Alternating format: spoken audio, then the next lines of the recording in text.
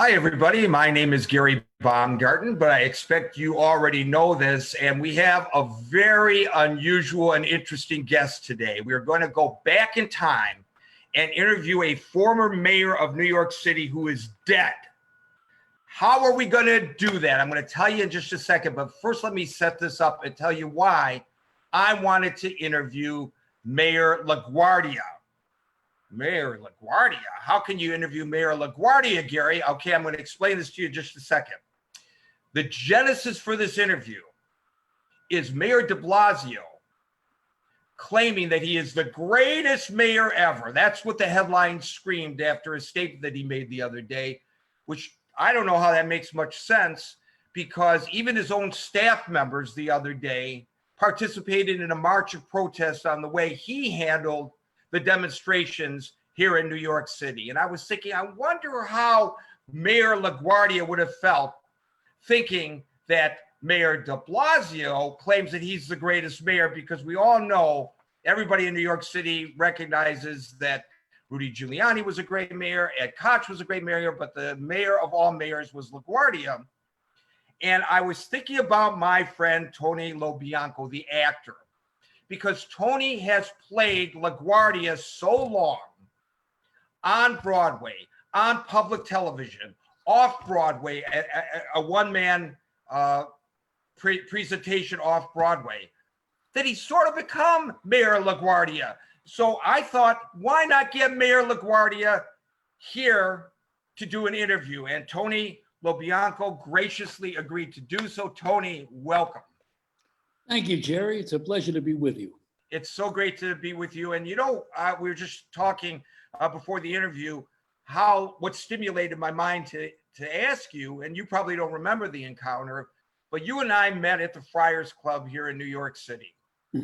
And we were talking about your stint playing LaGuardia, and you said that you feel like, even though you never met him, you know him intimately, and that you kind of could channel him. And then we just started goofing around, and I started talking to you as if you were Mayor LaGuardia, and you responded as if you were Mayor LaGuardia. And we had laughs. The people who were listening to our conversation had laughs. It was a very, very special moment. And so when de Blasio made this insane comment that he's the greatest mayor ever, I figured, why not reach out to Tony Lo Bianco, the famous actor, and you graciously agreed to come on with me, and I really appreciate that. What would LaGuardia say about what de Blasio is saying today? Well, I think he would be gracious, and I'm not going to, say anything negative about Mr. de Blasio. Oh, you can if you want. Come on. No, I don't think you're too nice a guy. It doesn't help. Nothing helps like that. But I mean, yeah. A ball player today, it's like comparing themselves to Babe Ruth. As far as mayors are concerned, I'm sure, and I know de Blasio respects very, very much LaGuardia, Fiorello La Guardia, as did Mayor Koch and also Rudy Giuliani. Because as you say, LaGuardia was the mayor of mayors. He was the most fantastic mayor in history and has continued to be that.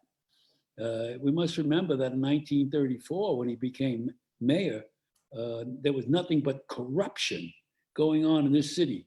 In order for him to even win nomination, he had to fight Tammany Hall. Tammany Hall hadn't had a mayor opposing in the Republican Party for better than 80 years, if not more. And he won as a senator, as a congressman, and there was no congressman in the 19th district for 100 years, something like that. But as far as beating Jimmy Walker had left in disgrace, and then Mayor LaGuardia took over, and the accomplishments that LaGuardia occurred I mean, shall I read some of them to you? Oh, it's amazing. He's got an amazing history because he was a Republican, but he was a progressive Republican, and he really changed the landscape of New York City. He did. He did indeed. And I'll just read quickly. I Sure. want to get back to let's see. He did, if I can remember this, because I haven't done the show in such a long time. Let's see. You know, his builder was Moses, Robert Moses. Right. And but he says, they always had a conflict, Moses and LaGuardia. They were from two different cultures. Right. Moses was a sophisticated man, and LaGuardia was a man of the people. But he says his grace, as he called him, used money brilliantly. He says, thanks to Moses, we've given you 14 public housing developments, 15 outdoor swimming pools, 25 hospitals, 95 new schools, 340 playgrounds, 360 tennis courts, redoing all of Central Park, putting in a brand new zoo, the Belt Parkway and the Marine Parkway in Brooklyn, the Bronx Whitestone Bridge, the Triborough Bridge, the Reese Park Bridge in Queens, the Queens Midtown Tunnel, the Lincoln Tunnel, the Holland Tunnel. Let's not forget the Brooklyn Battery Tunnel, East River Drive, the West Side Highway, the Henry Hudson Parkway, and the Grand Central Parkway.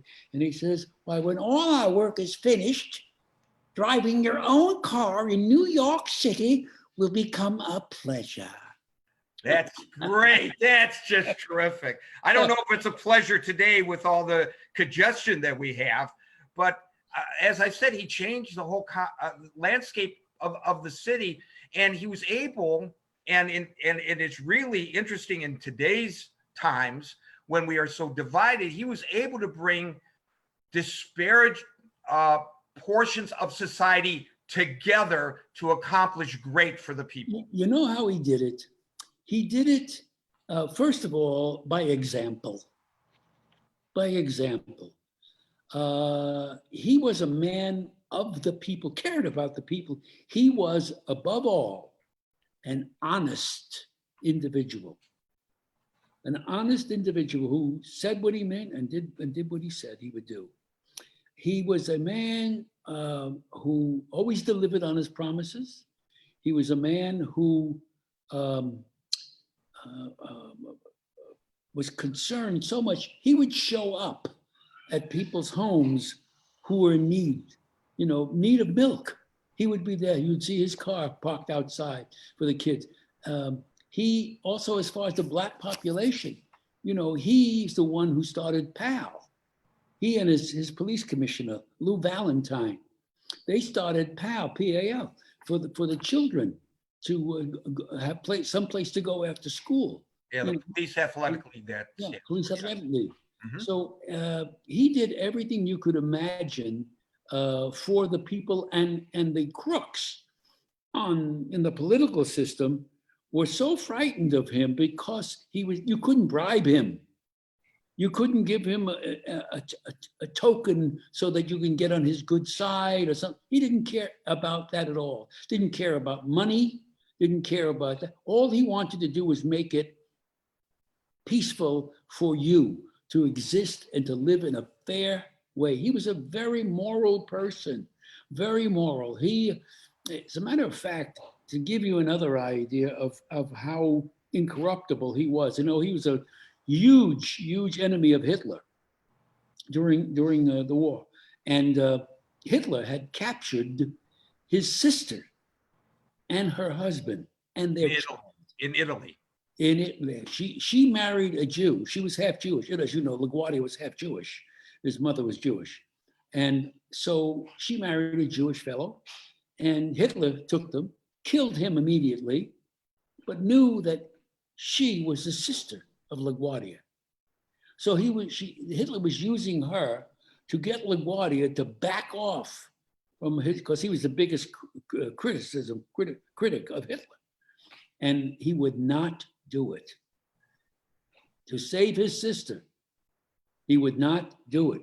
He said, there are so many others who are in camps that why should I, because it's my relationship, my sister, who would do that? And he didn't. Luckily, Luckily, we invaded, got him out. The sister survived with their daughter. Luckily. Wow. But that is the kind of devotion this man had.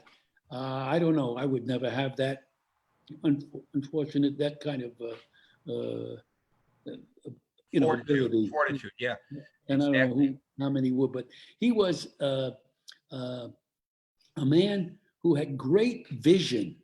And let me just say, let me go back to talk about how to take care of the problem that we are now in. LaGuardia would have stopped it before it got to this point. And that's our problem. Our problem is we do not have vision. We do not see ahead. We don't realize what's coming because we fail to understand history. History is our teacher. So without you understanding what has come before, you're not going to know what to do when you're getting confronted. Now, the word tolerance has been misused tremendously. Here's a key line I have. You don't tolerate something that's going to destroy you. Period.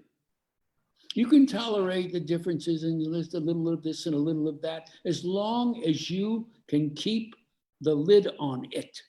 But if you let it get out of hand, like it is all around the country now, out of hand, it's very, very difficult to come up with a solution. You can, yes, eventually, if this keeps going on, somewhere along the line, we're going to have to get those 3 blocks back.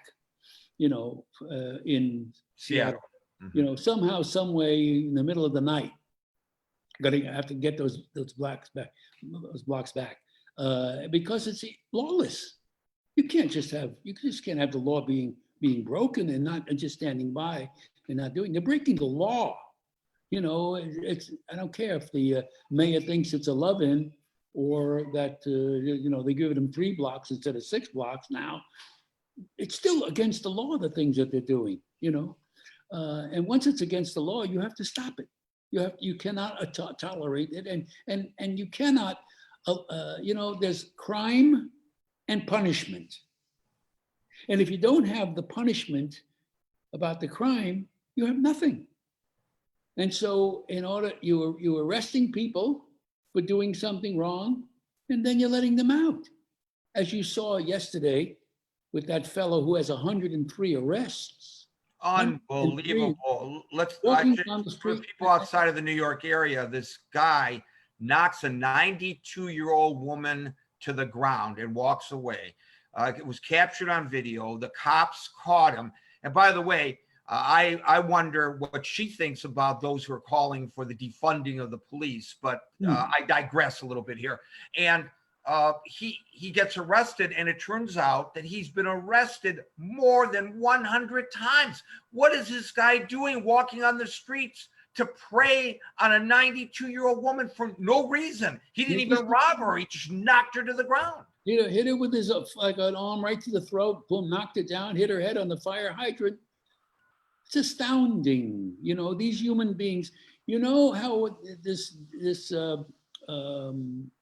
reforming the police, what we need to do is to reform the people. They have to understand that when a policeman says, stop, you stop. Just like you and I were brought up, just like our fathers and mothers told us to respect the police. When the police say to you, stop, freeze, don't move, you obey, period. No more than that. And you do what they tell you to do. You don't, and they have to be taught again about honor and integrity and respect. That seems to be all gone from the human race. We have lost our way.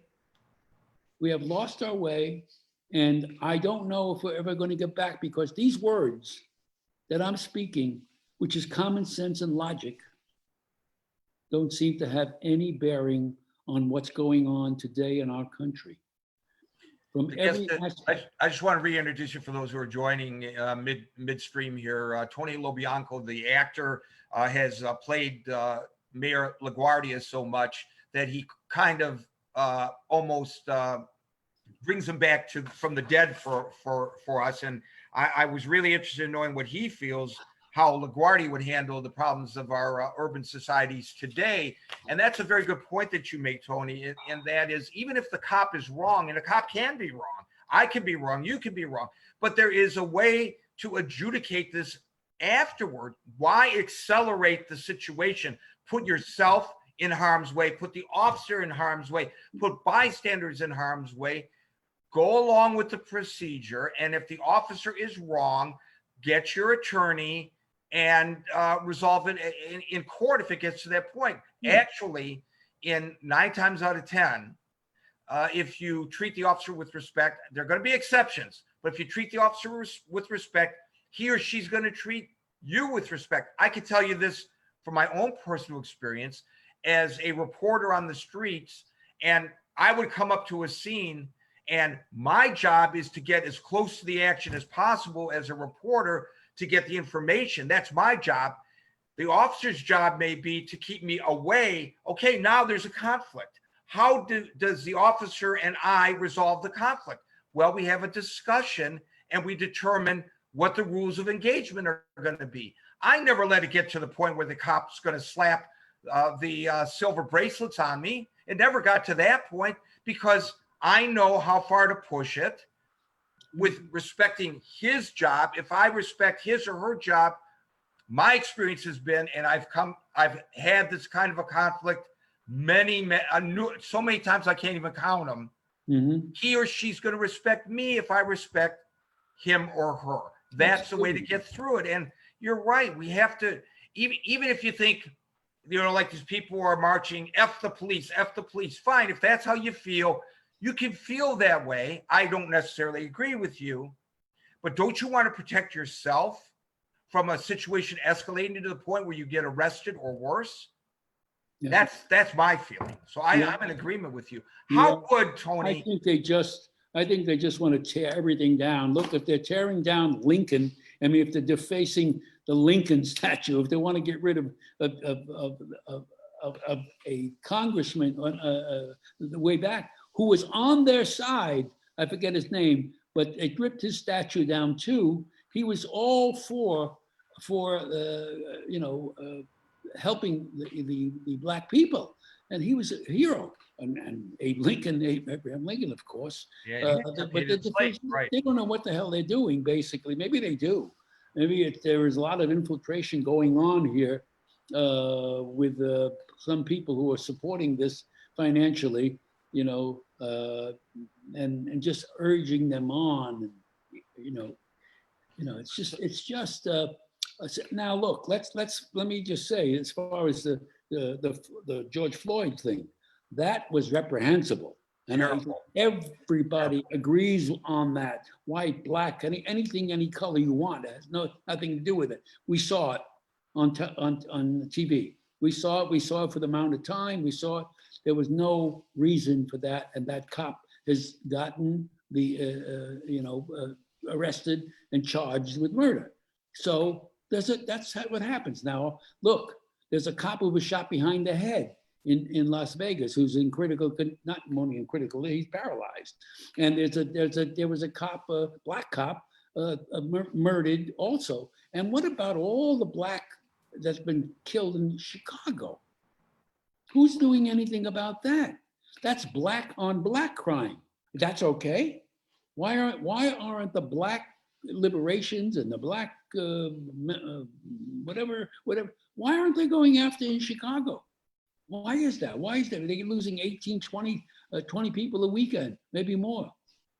So Tony Lo Bianco, I know you're hesitant to unleash on de Blasio, which was the genesis of this interview. De Blasio claiming he's the greatest mayor And obviously, you and I both agree that LaGuardia overshadows him so Well, tremendously to make LaGuardia, it ridiculous for him to Koch, say that. Giuliani, they all did great things under duress, especially LaGuardia and Giuliani. Right. And Koch was always a huge fan of LaGuardia. As a matter of fact, he had a picture of LaGuardia behind him over his desk. And also, in fact, Koch used LaGuardia's desk in City Hall. He was much taller than LaGuardia, but so he had to raise up the desk.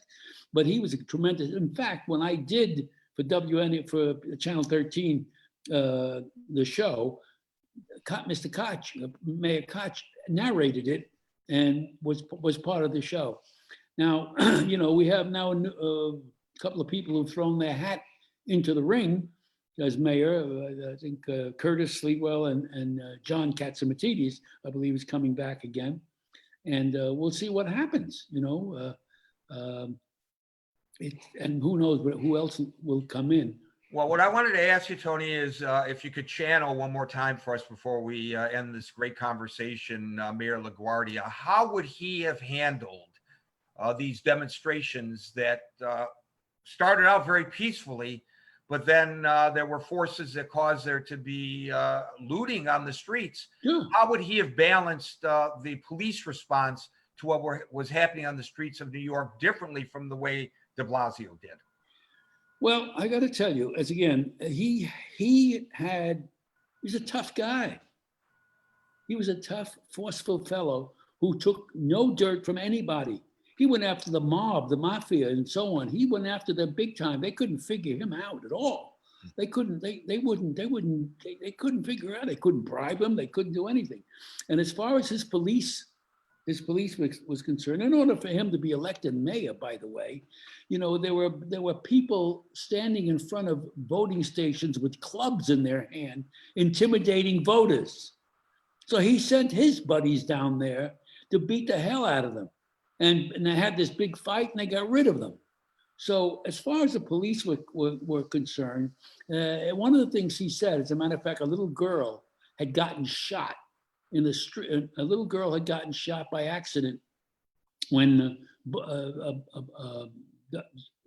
Bugsy Siegel, or I forget what was it, he got shot in the crossfire, Right. which was the mob stuff. Right. And a little girl got shot. Well, LaGuardia was, he loved children. He was just outraged at this, and he sent his police up there, and he said, with baseball bats, he said, you find a criminal up there, you beat the hell out of him. And when the newspaper came down and said, hey, you can't do that, he said, yeah, I'm really sorry. Those bats didn't have spikes in them. Now, he was on top of everything.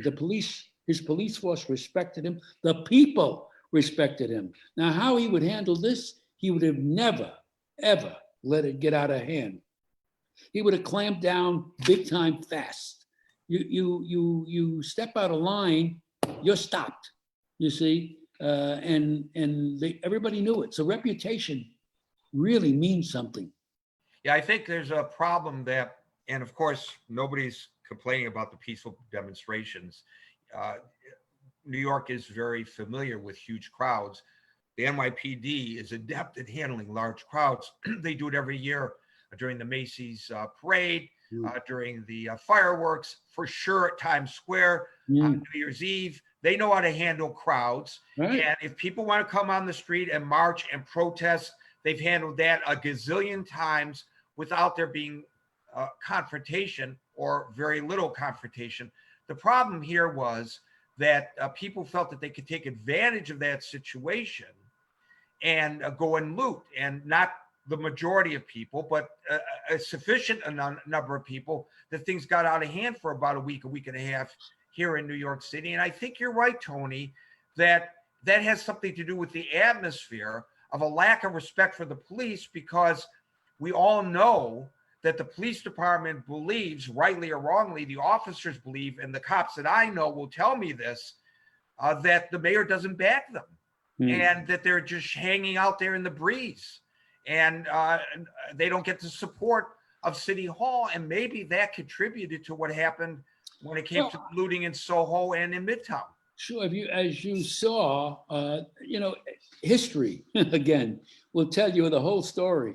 As you saw, slowly creeping in when those people were throwing pails of milk and water on the cops, and they weren't turning around because they were ordered not to carry. But can you imagine doing that to a policeman? Throwing buckets of milk and water on his back. And you know what the worst part of that was that we saw on tape? There was a little kid about a little small kid, must have been no more than 7 years old, maybe less. He also had a bucket of water and he threw it at a cop. Think about that. That is horrific. That's history coming at anything that kid's growing up. And this lack of fathers, this lack of guidance is the whole ball game. If you don't have a strong man in the house to tell you what to do, what the rules are, how to behave, you see that that's history, and you see the result.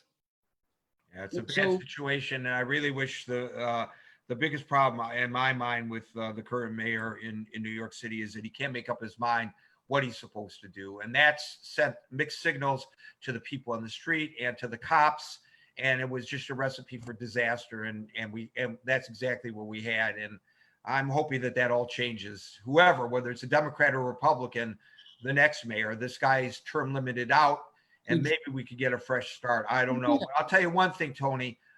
The last job that I would want to have anywhere in the United States today is a police officer. It's impossible. Everybody's got a camera. You don't necessarily see what led up to a situation. Maybe it's good that people have cameras. That is exactly why we are losing. We're not winning, we're losing. And when you, as you say, who the heck wants to be a cop? What do you think the result is of people saying, hey, I want to be a cop now? It's got to be totally deflated. There's not going to be that many people wanting to be police officers. So who won? Right. Who won? Exactly. There is a culture problem with police that has to be changed as well, I believe. We have to sit down and talk and quit screaming and hollering at one another. And maybe you and I will get together and we'll solve all the problems of the world. What do you think, Tony? No, I agree. Listen, and let it not be that I didn't say that there has to be some kind of reform. The president, Mr. Trump, has tried to do something. We all know the other side will not agree with anything he has to say, but he said it out. Yesterday he did what he had to do, I think, and they're going to bring it and see discussion, and we'll see what comes of it. But the other thing about the chokehold, let me just say about that. That's fascinating to me. So in other words, if you have it now, I'm a cop, okay? So I'm not allowed to use a chokehold. And you? Can you use the chokehold? You're the enemy. Oh no, we're not playing by those rules. What do? I say to the guy who's fight, I'm going to fight. And you can't. I'm not going to use the chokehold, so you can't use it either. Is that what we're up to? I hadn't thought about that. Crazy. It's like taking the guns away from the protectors and giving them over to the enemy. Yeah, the enemy has the guns. We need to retrain the police officers and give them better tools, but we also have to, as you point out, retrain us in society so that we know how to interact with the police. And maybe that starts, I don't know where that starts. Maybe it starts at the houses. Curtis Sliwa I interviewed last week, and he said, you mean to tell me that some teenager who lives home with mommy and daddy, or just mommy, as you point out, gets dressed up, puts on a hoodie, dressed all in black, takes off, is out to all hours of the night, comes back and throws his loot, his Nike shoes that he got from the Foot Locker on the bed, and mommy doesn't know what's going on?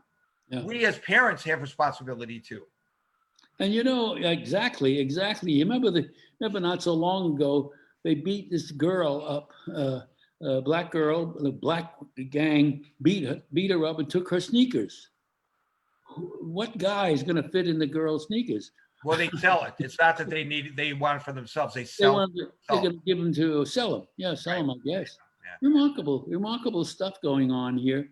And I mean, it isn't only, and Mr. George Soros, let's not forget his name, and I assume, well, I've been told that our Attorney General is looking into who's financially supporting these things. And you know what I also think is going to happen in that town in the Seattle, what are they calling it now? Coop.